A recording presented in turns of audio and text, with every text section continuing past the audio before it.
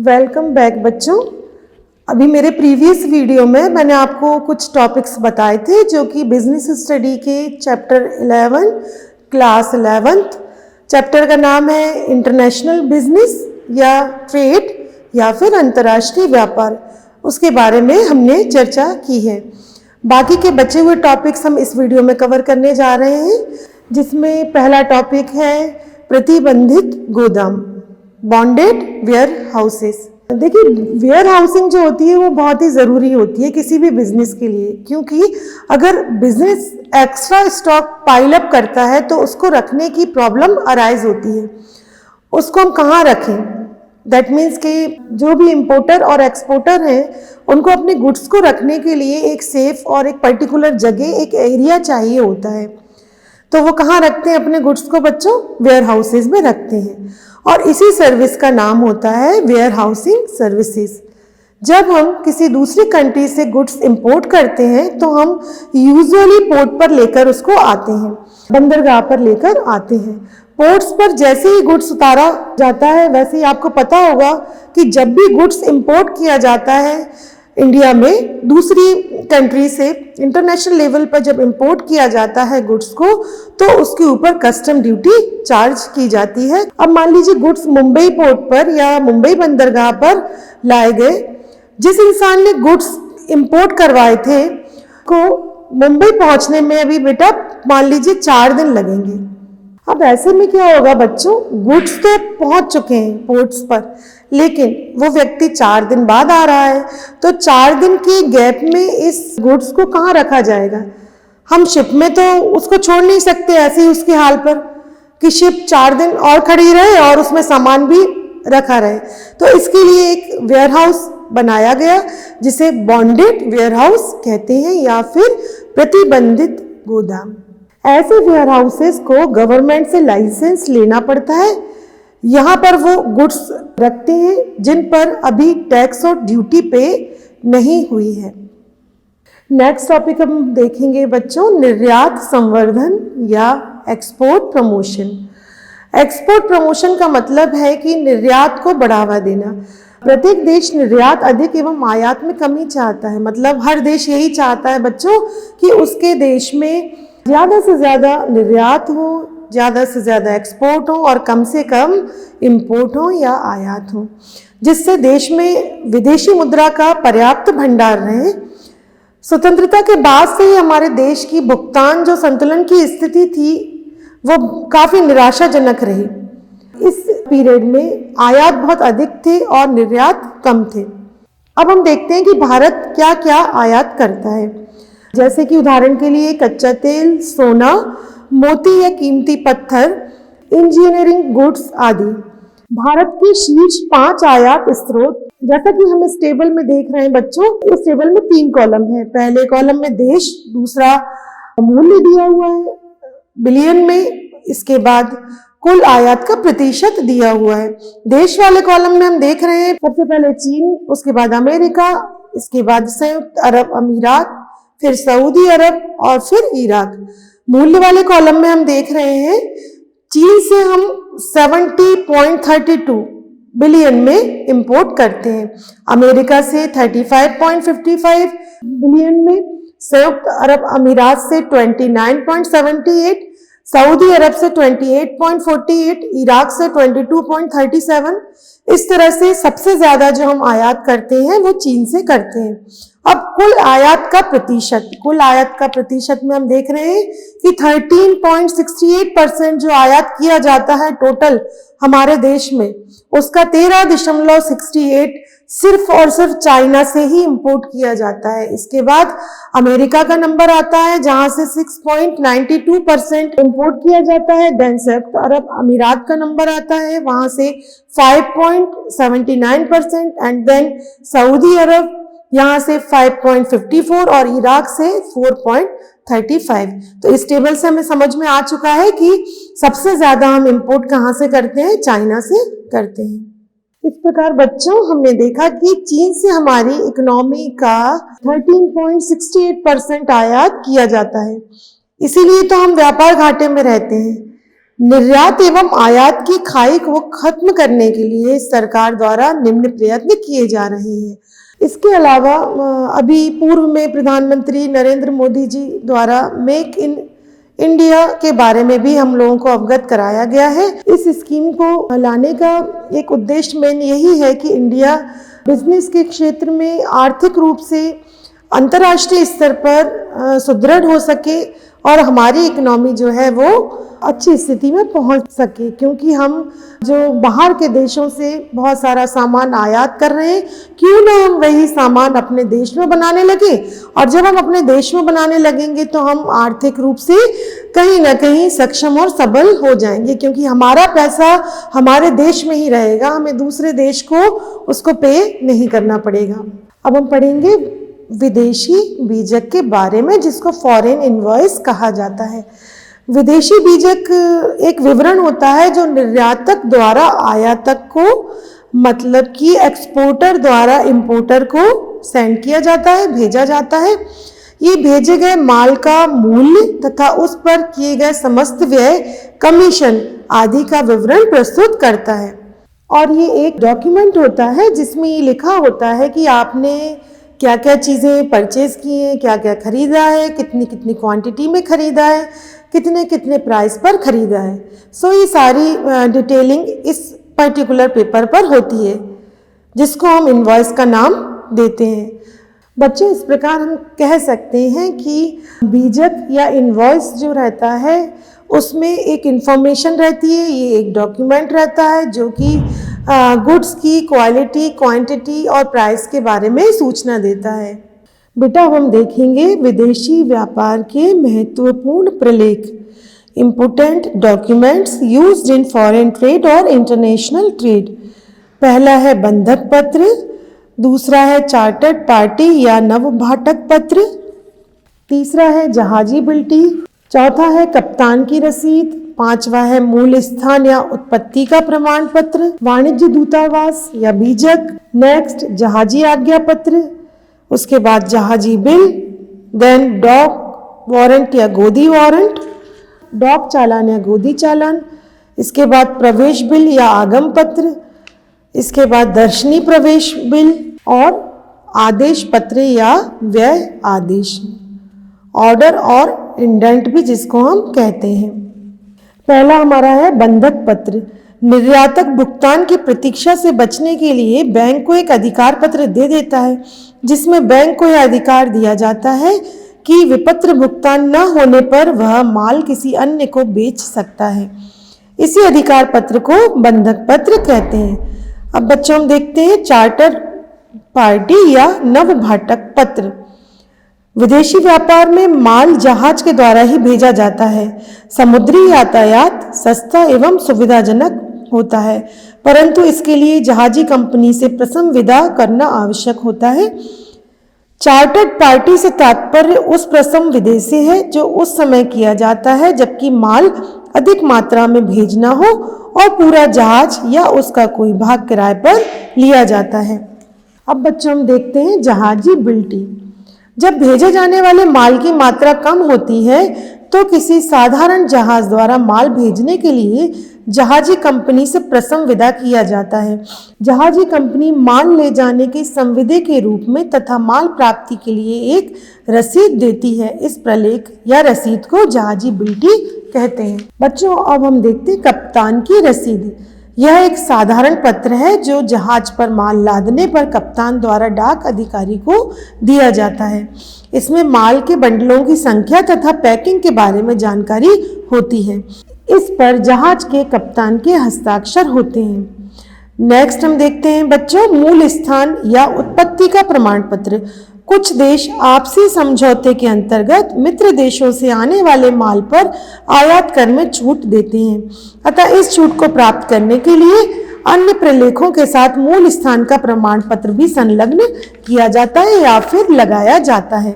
Next point है हमारा वाणिज्य दूतावास का बीजक। वाणिज्य दूत द्वारा हस्ताक्षरित इस बीजक को ही वाणिज्य दूतावास का बीजक कहते हैं। नेक्स्ट टॉपिक है जहाजी बिल। जब प्रेषक प्रतिनिधि जहाजी कंपनी से जलयान का आज्ञा पत्र प्राप्त कर लेता है तो वह विदेशी चुंगी घर से माल चालान के 3 प्रपत्र लेकर भरता है, जिन्हें जहाजी बिल कहते हैं। नेक्स्ट है हमारा गोदी वारंट। बंदरगाह पर स्थित प्रमाणित गोदाम में माल रखने पर गोदाम रक्षक द्वारा माल प्राप्ति की जो रसीद दी जाती है उसे ही गोदी वारंट कहा जाता है। नेक्स्ट टॉपिक है इसी में डॉक चालान या गोदी चालान। बंदरगाह के खर्चों का भुगतान करने के लिए निकासी एजेंट एक प्रपत्र भरता है, जिसे डॉक चालान कहते हैं। नेक्स्ट टॉपिक है बेटा प्रवेश बिल या आगम पत्र। आयातित माल का आयात कर चुकाने के लिए जो प्रपत्र लिखा जाता है उसे प्रवेश बिल कहते हैं। यह देश की सीमा में प्रवेश करने वाला माल तथा उसकी कीमत और विवरण का एक तरह से प्रमाणक होता है। नेक्स्ट है दर्शनी प्रवेश बिल।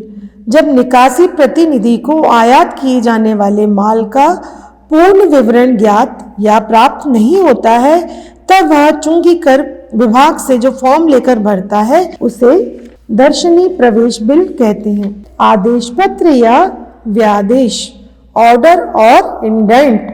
विदेशी व्यापार में आदेश देने के बेटा 2 तरीके होते हैं। एक तो उत्पादक को सीधे ही आदेश देना और दूसरा निर्यात प्रतिनिधि को आदेश देना। जब उत्पादक को सीधे ही आदेश देकर माल मंगाया जाता है तो ऐसे आदेश को आदेश पत्र या ऑर्डर कहा जाता है।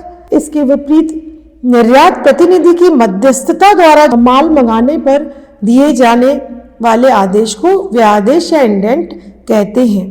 बच्चों, अब हम पढ़ेंगे अंतर्राष्ट्रीय व्यापार से संबंधित विशिष्ट संस्थाएं एवं समझौते, जो इस प्रकार हैं। पहला है इसमें विश्व व्यापार संगठन, जिसको हम WTO या वर्ल्ड ट्रेड ऑर्गेनाइजेशन के नाम से भी जानते हैं। इसकी स्थापना 1 जनवरी 1995 को हुई थी और इसका मुख्यालय जेनेवा, स्विट्जरलैंड में है। WTO के सदस्य 164 हैं। यह एक वैश्विक स्वतंत्र निकाय है। WTO के कार्यों की बात करें तो यह व्यापार समझौते का प्रशासन करता है। इसके अलावा व्यापार वार्ता के लिए एक यह फोरम है। व्यापार विवादों का भी निपटारा करता है और सदस्य देशों की व्यापारिक नीतियों की निगरानी भी करता है। विकासशील देशों के लिए तकनीकी सहायता और प्रशिक्षण भी प्रोवाइड करता है एवं अन्य अंतर्राष्ट्रीय संगठनों के साथ सहयोग करता है। WTO की स्थापना GATT को प्रतिस्थापित करके की गई, यानी बच्चों general agreement of tariff and trade. GATT के सदस्यों के मध्य 8 व्यापार वार्ताएं हुई, जिसके 8वें दौर में WTO की वार्ता को उरुग्वे वार्ता के नाम से भी जाना जाता है। अब बेटा सवाल ये उठता है कि हम WTO के बारे में क्यों पढ़ रहे हैं। देखिए, जब हम इंटरनेशनल बिजनेस के बारे में पढ़ रहे हैं और बात कर रहे हैं, तब हमें WTO के बारे में भी बात करना और समझना इसको ज़रूरी है। आपने देखा होगा जब हमारे बीच में झगड़ा हो जाता है तब आप उस झगड़े को सुलझाने कहाँ जाते हैं बेटा? आपकी फैमिली में छोटे छोटे बच्चों के बीच में, इवन बड़ों के बीच में भी जब झगड़ा हो जाता है तो उस झगड़े को सुलझाने के लिए आप कहाँ जाते हैं? आप जाते हैं अपने पेरेंट्स के पास। ऐसे ही 2 इंसानों में जो कि कमर्शियल एक्टिविटी कर रहे होते हैं, तो अगर उनमें कुछ झगड़ा हो या फिर डिस्प्यूट हो जाते हैं तो वे कहाँ जाएंगे? कोर्ट में जाएंगे। अब मान लीजिए एक कंट्री और दूसरी कंट्री के इंसान के बीच में या बिजनेसमैन के बीच में कोई लड़ाई झगड़ा हो जाता है, तो वे कहाँ जाएंगे? वो एक ऐसी बॉडी के पास जाएंगे, ऐसे किसी ऑर्गेनाइजेशन के पास जाएंगे, ऐसे मुखिए के पास जाएंगे जो न्यूट्रल डिसीजन ले। न्यूट्रल का मतलब होता है जो पक्षपात ना करे। तो WTO वर्ल्ड ट्रेड ऑर्गेनाइजेशन एक ऐसी ऑर्गेनाइजेशन है जो 2 कंट्रीज के बीच में अगर ट्रेड को लेकर कुछ डिस्प्यूट होता है या फिर लड़ाई झगड़ा होता है, ये ऑर्गेनाइजेशन उसको देखते हैं, समझते हैं और फिर डिसीजन लेते हैं। बच्चों, अब हम देखेंगे संयुक्त राष्ट्र व्यापार एवं विकास सम्मेलन, जिसको अंकटाड के नाम से भी जानते हैं। यह वैश्विक व्यापार के विस्तार और मुख्य रूप से अल्प विकसित जो देश होते हैं उनके लिविंग स्टैंडर्ड या फिर जीवन स्तर को ऊंचा उठाने की दिशा में एक सराहनीय प्रयास है। यह संयुक्त राष्ट्र संघ यूएनओ की एक संस्था है। इसकी स्थापना 1964 में की गई थी, जिससे वैश्विक व्यापार का विस्तार और अल्प विकसित देशों के जीवन स्तर को ऊंचा उठाया जा सके। इसका मुख्यालय जिनेवा में है। बच्चों, अब हम बात करते हैं विश्व बैंक या वर्ल्ड बैंक के बारे में। अगर इंटरनेशनल बिजनेस की बात हो और वर्ल्ड बैंक की बात ना हो तो ऐसा तो बच्चों हो ही नहीं सकता है, क्योंकि वर्ल्ड बैंक का जो रोल है वो इंटरनेशनल लेवल पर बहुत ज़्यादा है, जो कि अभी हमें पढ़ने पर समझ में आएगा। वर्ल्ड बैंक का एक नाम और भी है बेटा, जो इस प्रकार है, international bank for reconstruction and development, IBRD। इनका मेन काम या उद्देश्य होता है रिकंस्ट्रक्शन करना या डेवलपमेंट करना, क्योंकि इसके नाम से हमें समझ में आ रहा है बेटा, रिकंस्ट्रक्शन मतलब कि पुनर्निर्माण करना, डेवलपमेंट करना मतलब विकास करना। वर्ल्ड ट्रेड ऑर्गेनाइजेशन ने अदर्स कंट्री की डेवलपमेंट और ग्रोथ की तरफ भी फोकस किया। इनका मानना था कि डेवलपिंग कंट्रीज में अगर social welfare like health and education में ज़्यादा से ज़्यादा पैसा लगाएंगे तो कहीं ना कहीं ये कंट्रीज कमाल करके दिखाएंगी इन फ्यूचर। इस प्रकार यह एक विशिष्ट संस्था है। इसका उद्देश्य सदस्य राष्ट्रों को पुनर्निर्माण और विकास में आर्थिक सहायता देना है। इसकी स्थापना जुलाई 1944 को हुई थी एवं इसका मुख्यालय वॉशिंगटन DC अमेरिका में है। इसमें कुल सदस्यों की संख्या 189 है। इसके मुख्य उद्देश्य कुछ इस प्रकार हैं, जैसे सदस्य राष्ट्रों को पुनर्निर्माण और आर्थिक विकास में मदद करना। दूसरा उद्देश्य है अंतर्राष्ट्रीय पूंजी निवेश के लिए गारंटी देना। तीसरा है अंतर्राष्ट्रीय व्यापार को प्रोत्साहित करना। चौथा है शांतिकालीन अर्थव्यवस्था की स्थापना करना। पांचवा है पूंजी व्यवस्था करना। छठवा है ऋण देना। सातवां तकनीकी सहायता प्रदान करना। आठवां पॉइंट है प्रशिक्षण। और नवा और लास्ट पॉइंट है हमारा अंतर्राष्ट्रीय समस्याओं को सुलझाने में मदद करना। अगला पॉइंट है बेटा हमारे पास IMF, जिसको कि हम अंतर्राष्ट्रीय मुद्रा कोष के नाम से भी जानते हैं, इंटरनेशनल मनी फंड। इसको हम ऐसे समझ सकते हैं कि ये वर्ल्ड बैंक का ही एक भाई बैंक है। कौन? IMF। एक्चुअली ये बैंक नहीं बल्कि एक फंड है। ये दोनों साथ में ही आए थे। ये वॉशिंगटन में स्थित है और 1945 में ये आया था। इसके जो मेंबर्स हैं वो 191 कंट्रीज हैं। जिस तरह वर्ल्ड बैंक रिकंस्ट्रक्शन और डेवलपमेंट का सपना लेकर आया था, यहाँ पर IMF का सपना है कि वो जितने भी इंटरनेशनल पेमेंट होते हैं उनको एडजस्टमेंट करे, जैसे बैलेंस ऑफ पेमेंट या फिर बैलेंस ऑफ ट्रेड से रिलेटेड जितनी भी प्रॉब्लम्स हैं उनको देखे और उनका सॉल्यूशन निकाले। इसके उद्देश्य इस प्रकार हैं: वैश्विक वित्तीय स्थिरता लाना, मौद्रिक सहयोग को बढ़ावा देना, सतत आर्थिक विकास एवं उच्च रोजगार को बढ़ावा देना, दुनिया भर में गरीबी कम करने का प्रयास करना, विनिमय स्थिरता को बढ़ावा देना, भुगतान संतुलन की समस्या को दूर करने का प्रयास करना। अब हम इसके कार्यों के बारे में देखते हैं। यह सदस्य देशों की आर्थिक और वित्तीय नीतियों पर नज़र रखता है। इसके अलावा IMF सदस्य देशों को ऋण भी प्रदान करता है। यह तकनीकी सहायता एवं प्रशिक्षण भी प्रदान करता है जो भी इसकी मेंबरिंग कंट्रीज हैं। IMF द्वारा जारी रिपोर्ट्स भी हैं कुछ, जैसे ग्लोबल फाइनेंशियल स्टेबिलिटी रिपोर्ट एवं वर्ल्ड इकोनॉमिक आउटलुक।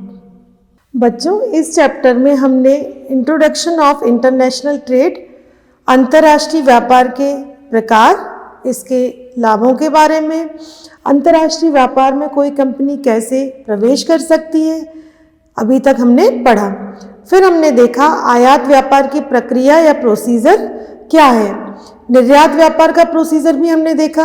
अब ये आयात व्यापार का प्रोसीजर और निर्यात व्यापार का प्रोसीजर का मतलब होता है कि आयात व्यापार एवं निर्यात व्यापार करने के लिए किन किन चरणों से होकर गुजरना होता है आयातक एवं निर्यातक को। फिर हमने देखा कि अंतर्राष्ट्रीय व्यापार के महत्वपूर्ण डॉक्यूमेंट्स कौन कौन से होते हैं। इसके बाद हमने पढ़ा प्रतिबंधित गोदाम, जो कि बंदरगाह या पोर्ट पर स्थित होते हैं जहां पर गुड्स को रखा जाता है। फिर हमने देखा निर्यात संवर्धन को कि ऐसे क्या प्रयास किए जाएं जिससे कि किसी देश के निर्यातों को अधिक से अधिक बढ़ाया जा सके। और इसके बाद हमने देखा विदेशी बीजक के बारे में। हमने फिर आगे पढ़ा विश्व व्यापार संगठन, जो अंतर्राष्ट्रीय व्यापार से संबंधित मुद्दों को सुलझाता है एवं अन्य कार्य करता है। फिर हमने संयुक्त राष्ट्र व्यापार एवं विकास सम्मेलन UNCTAD पढ़ा एवं विश्व बैंक के बारे में, जो कि सदस्य राष्ट्रों के विकास एवं ऋण संबंधी कार्यों को देखता है, पढ़ा। और IMF के बारे में भी पढ़ा। अब हम देखते हैं कि अंतर्राष्ट्रीय व्यापार IB में अगर आप 12th के बाद कैरियर बनाना चाहते हैं तो आप कैसे बना सकते हैं या क्या क्या जानकारी मैं आपको उपलब्ध करा रही हूँ वो आप ध्यान से सुने बेटा। यदि आप 12th पास करने के बाद कैरियर के बारे में विचार कर रहे हैं IB से, इंटरनेशनल बिजनेस से, तो IB एक बहुत ही अच्छा ऑप्शन है बेटा। इंटरनेशनल बिजनेस, IB का मतलब है इंटरनेशनल बिजनेस। IB आजकल बहुत तेजी से ग्रो कर रहा है बच्चों, जो आपको पूरे विश्व में ट्रैवल करने और सभी तरह के क्लाइंट से इंटरेक्ट करने का अवसर देता है। बहुत सारी अपॉर्चुनिटीज़ होती हैं, वो भी इसके द्वारा आपको मिल सकती हैं। बहुत सारी अपॉर्चुनिटी मिलती हैं बेटा। बढ़ते ग्लोबलाइजेशन एवं अंतर्राष्ट्रीय कंपनियों की संख्या में वृद्धि को देखते हुए इंटरनेशनल बिजनेस से जुड़े पाठ्यक्रम की लोकप्रियता बेटा बहुत बढ़ गई है आजकल। अनेक कंपनियां जो विदेशों में अपना बिजनेस फैला चुकी हैं या फैलाना चाहती हैं या फिर फैला रही हैं, जैसे उदाहरण के लिए ओला, बजाज, पतंजलि ऐसे उम्मीदवारों की तलाश में रहती हैं जो अंतर्राष्ट्रीय स्तर पर बिजनेस संभालने में कुशल हों, साथ ही बिजनेस के लिए उपयोगी नीड्स से अवगत हों। विदेशों में बिजनेस फैलाने में कई तरह के जोखिम होते हैं बेटा, इसलिए कंपनियां ऐसे उम्मीदवारों को ही पसंद करती हैं जिन्होंने IB में कोर्स किया हो। इस कोर्स का मुख्य उद्देश्य स्टूडेंट्स को दुनिया भर की अर्थव्यवस्थाओं के बारे में जानकारी देना होता है। ग्लोबलाइजेशन के समय जापान और भारत जैसे कई देश एक दूसरे के साथ ट्रेड रिलेशन और धन संबंधी सहायता से जुड़े हुए हैं। बच्चों अब हम देखते हैं टॉप इंटरनेशनल बिजनेस इंस्टीट्यूट के बारे में, जो कुछ इस प्रकार हैं, जैसे Indian Institute of Management Ahmedabad, Indian Institute of Management Bangalore, Calcutta, Lucknow, Indian Institute of Technology in Bombay, Mumbai, Indian Institute of Management Kozhikode, Indian Institute of Technology in Kharagpur, Indian Institute of Foreign Trade in Delhi, Xavier Labour Relations Institute in Jamshedpur and Management Development Institute in Gurgaon. बेटा IB के क्षेत्र में कई स्थापित brand हैं जो students को बेहतरीन अवसर प्रदान करते हैं, जैसे विप्रो, एयरटेल, इंटेल, TCS आदि। बहुत सारे ब्रांड हैं जिसमें आप अपना कैरियर बना सकते हैं और एक अच्छी प्रोफाइल ज्वाइन करके काफ़ी ज़्यादा ग्रोथ पा सकते हैं। बेटा अब हम देखते हैं आज के होमवर्क के क्वेश्चन, जो कि इस प्रकार हैं। बच्चों पहला प्रश्न है कि यदि आप अंतर्राष्ट्रीय व्यापार में प्रवेश करना चाहते हैं तो कैसे कर सकते हैं, इसको आप समझाइए। दूसरा प्रश्न है आयात तथा निर्यात व्यापार में प्रयुक्त होने वाले प्रमुख प्रलेखों के नाम बताइए। तीसरा प्रश्न है देशी व्यापार और विदेशी व्यापार में अंतर को समझाइए। आई होप कि बच्चों आपको ये चैप्टर, जिसका नाम अंतर्राष्ट्रीय व्यापार या ट्रेड है, ये आपको समझ में आ गया होगा। प्रैक्टिस करते रहिए, निरंतर अभ्यास करते रहिए और बहुत अच्छे से पढ़िए बेटा इसको। धन्यवाद बच्चों। जय हिंद बच्चों।